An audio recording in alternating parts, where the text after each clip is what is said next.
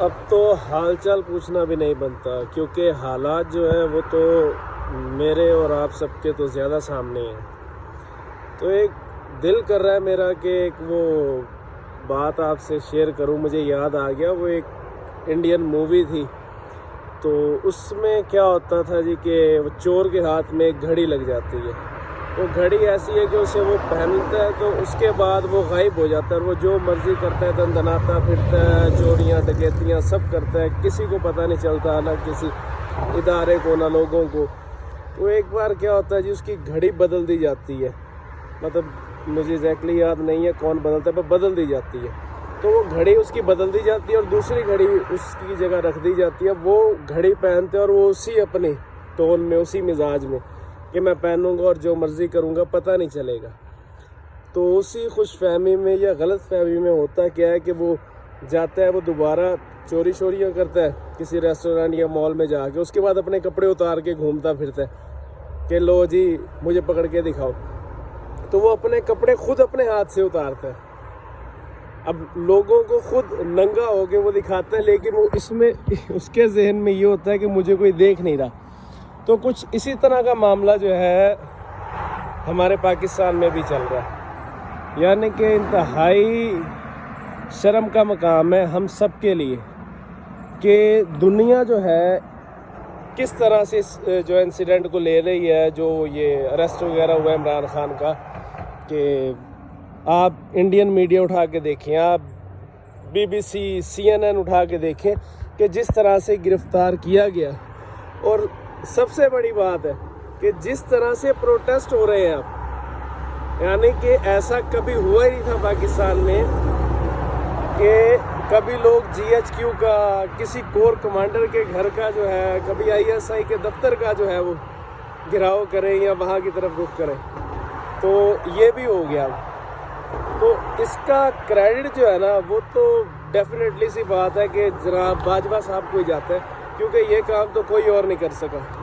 बड़े बड़े माशाल्लाह अच्छे से अच्छे जर्नैल आए हैं हमारे पास, लेकिन बाजवा जो मोहर सख्त कर गया ना, वो जो क्रेडिबिलिटी आर्मी ने हमारी ने बनाई हुई थी, कि वो मुझे याद है, कोई ज़्यादा लंबी पुरानी बात नहीं है, आज से 2014-15 में भी चले जाए तो हमारे दिलों में, जहनों पे हम मतलब कि मज़हब के बारे में, फ़िरके के बारे में तो बात बर्दाश्त कर लेते थे किसी की, लेकिन आर्मी का नाम आता था तो हमारी आंखों में वो जो शर्म, हया और दिल में मोहब्बत ऐसी होती थी कि मतलब आर्मी तो एक मुकद्दस चीज़ है ना, इसके तो बात है ही नहीं, इसकी तो क्रेडिबिलिटी पे कि आर्मी तो हमारा जोश है, जुनून है। लेकिन अब मैं क्या देख रहा हूँ सोशल मीडिया पे, GHQ के बैनर जलाए जा रहे हैं, ISI के अफसरों का, ISI का नाम इस तरह से लिया जा रहा है कि जैसे आप वो, मैं क्या कहूँ कि वो किसी वो बल्दियाती महकमे का नाम नहीं आप लेते कि यार वो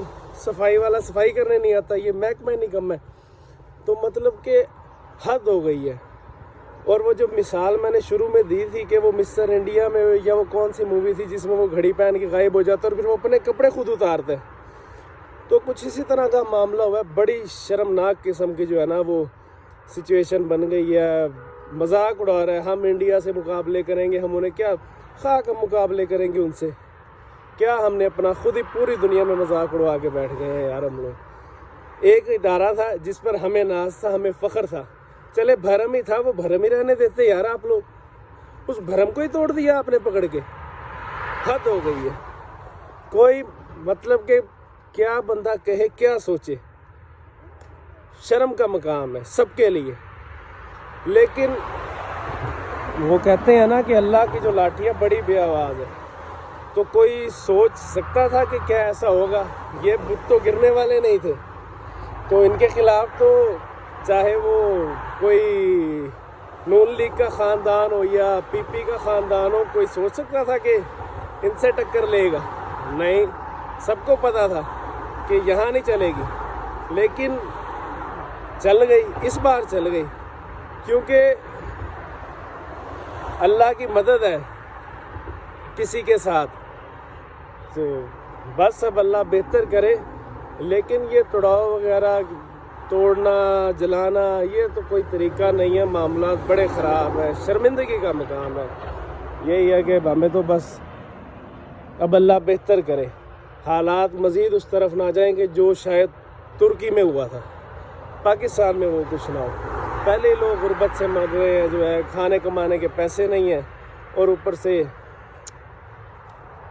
حد ہے یار۔ اللہ ہدایت دے ہمیں۔